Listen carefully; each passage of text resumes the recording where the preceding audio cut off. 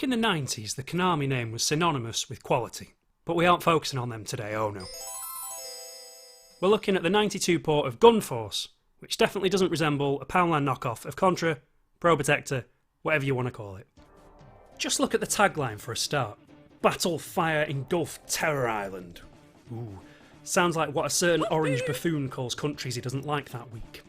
Anyway, it's hard not to compare it to Contra, as both came out the same year after all, but one obviously comes off as the unloved, red-headed stepchild of the family. It's not Contra. Right from the off, you'll notice that the jump and shoot controls are backwards, and everything's floaty. Your unnamed hunk here moves faster than the screen can keep up, which often means death, and one-hit deaths at that. And he looks like someone tried to squash a dinosaur into marine costume by looking at his get-up and the way he moves. Though to be fair, I'd quite like to play Wartime Raptor.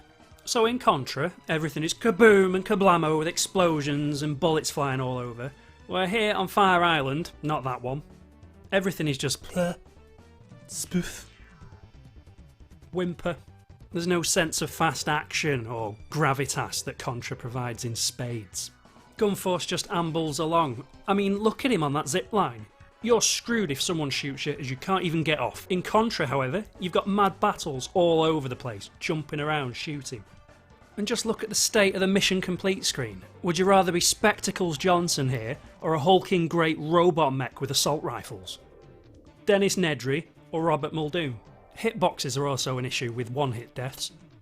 Sometimes it's brutal, other times it just doesn't care, like these goons here on this boss battle. Where are they going?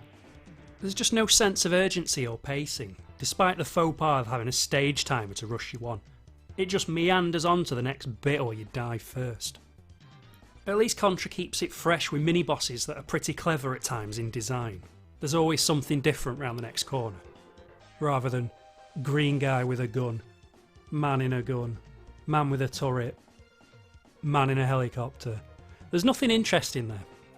Overall, there's nothing here of note outside of a fairly average arcade conversion. Sure, it's fairly obscure today, but Fire Engulf Sandwich Tax Return Island deserves to stay just that.